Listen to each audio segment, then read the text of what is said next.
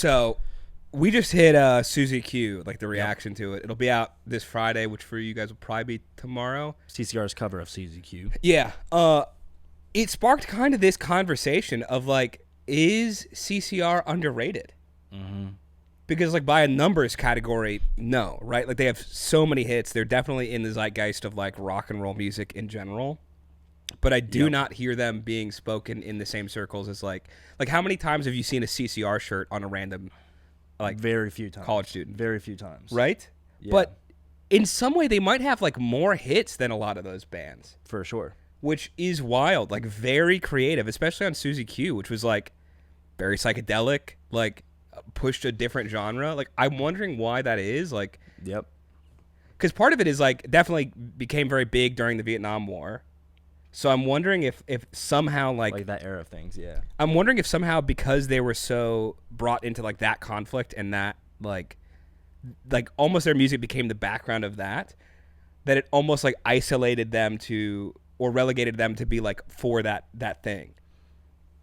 I don't think just that because they had a lot because they have a lot of songs that kind of like have commentary on like Vietnam War and that era of things and like protest music. Yeah, but like, I think they have other stuff too that goes like outside of it. I agree. I'm just thinking like public perception, like their music is in like war movies, like Vietnam War movies. They're like the staple. Like if you're gonna have a scene for sure with a dude flying over a Fortunate Son, boy. Yeah, like that's what you're hearing. I'm just wondering how that happens. Like how you have a band with like so many great hits with a lot of like staying power, clearly. Yeah.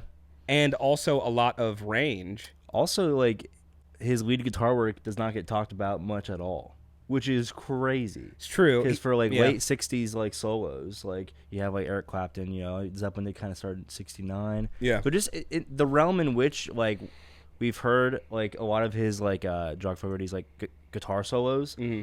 It's all been ripping, and kind of in that like really cool sweet spot of like kind of like that mid to late 60s, and just ripping in a way like that competes with almost any of them else. Well, here's why. I think the reason why for that is that as a bedroom guitarist, it's not as cool.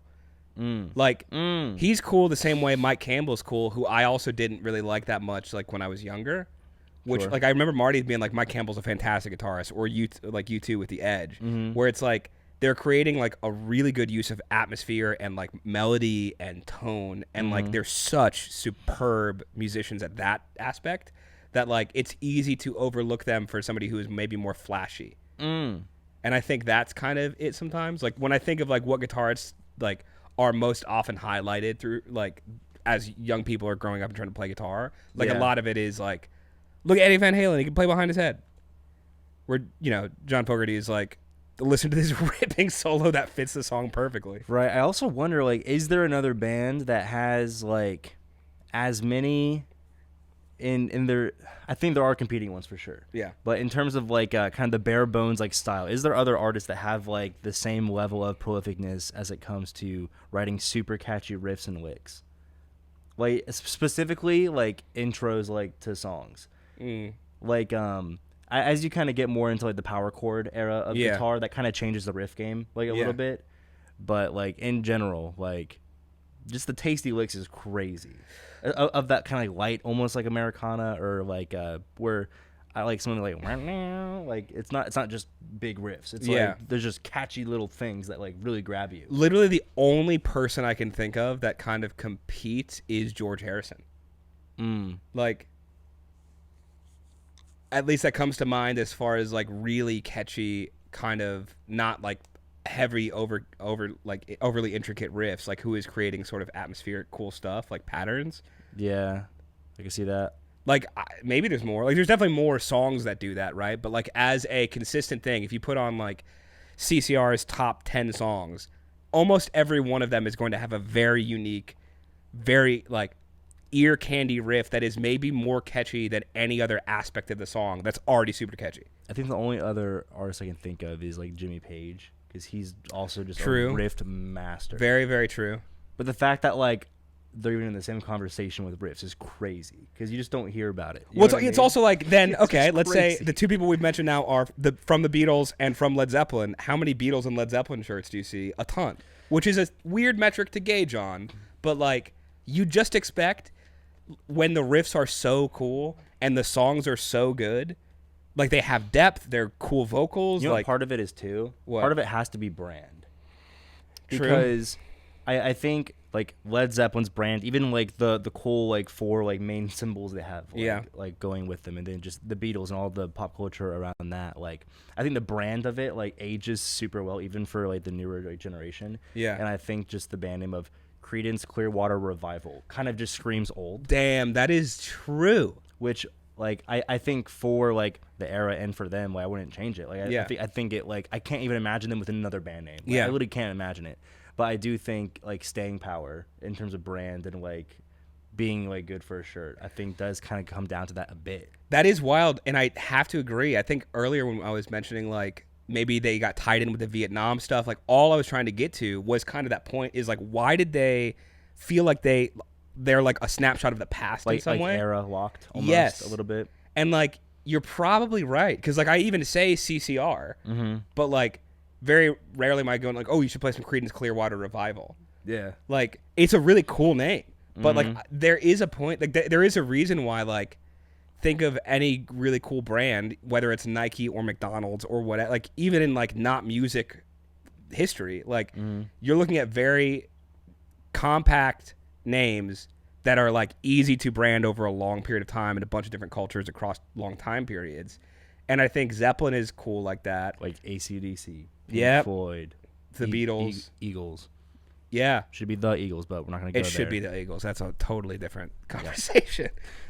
Yeah, damn it, it might be that. I think it's a branding thing. Wild, because they do have the riffs, they have the hits, like they have everything. They absolutely have the hits. Like that's what's crazy to me. It's like it's nonstop. Like we've hit 20-ish songs from them, like as single reactions, maybe 10 to 20, somewhere in that range, and still are hitting new ones that are like, damn, this is incredible. And I have no doubt there's like several more that are probably like worthy of us checking out too. Yeah, so it's like wild to me that there is another universe where like they were called some iteration of some other name, and it's like they got more. Like I also wonder, that's also where it's like you get into like the internal politics of the music industry, like you know how much of it was like them not promoting themselves in a way to get that traction, or to like there might be more focused on like we're just interested in making cool music and touring and like having fun and like enjoying ourselves. Yeah, I'm also trying to think of like what would, because there's also like an authenticity that comes with the band name For sure. and like in their growth, like the era they're in, maybe the places they're touring, like in the beginning of their career, maybe like specifically. Yeah. And I'm wondering like trying to think of like another cool band name that could like still hold the level of the authenticity of what they were going for. Yeah. Because it's also not like we're saying that they needed this by any means. Like they're clearly incredibly successful. It's just more so a fact of like we've seen like a high caliber of consistency and just awesomeness over the span of like at this point albums and like several like so many songs. Yeah. You know, that we only and that rivals all these other big artists that like do have that kind of like staying power in the public eye almost. Yeah. Yeah. Like generational talents, and they definitely fit in with generational talent. So it's just wild. Yeah, I wonder, it probably is just a branding thing, which is both cool and sad. Like, man, it'd be so cool if like every person I saw had a CCR shirt. That would be pretty dope. Like you go to a random skate park and it's like CCR sticker, you know? Because also all of that theme fits with with rock and roll to its core. Like definitely a little anti-establishment, definitely like cool ripping vocals, cool tones, like all of that is amazing. Also, if you're going it from a songwriting perspective, like you're trying to write better songs, listen to some CCR, dude. They'll teach you some stuff. Yeah, I think when I'm looking at all like these categories you're just kind of throwing out there, they definitely rival almost any other act I can possibly think of. Yeah. You know what I mean? Just in general. Like they have their place like cemented for me. Yeah, for sure. Interesting. Is CCR, are they underrated? I mean, it's like yes yeah, and no. Yeah. Interesting. Because like again, numbers wise, not at all. But like given the fact they got as far and have like as much like push like, you know, through everything with the name is impressive in of itself. They definitely didn't have a name that was working for them. Yeah, it wasn't doing the work for them. Yeah. Like it definitely was something they had to probably contend against for authenticity reasons. Even though they're like some boys from Berkeley or whatever that Singing about a swamp. Singing about a swamp. It's kind of sus. It is kind of sus. I don't know, dude. Cool. I guess let us know. Let us know some other alternative names in a different dimension for CCR. Yep. The Swamp Bottom Fellas. But yeah. Curious your thoughts, and we'll see you next video. The Cajun Chuglin Riders. Cajun. I don't know if that makes it worse or better. Not sure. Let us know what you guys think. All right. Peace. See ya. All right, guys. Thanks so much for watching. If you had a good time watching that video, go and upvote the video. Subscribe if you're not already. Check out some other videos here on the YouTube or on the Patreon if you want extra juicy stuff you can't get on YouTube.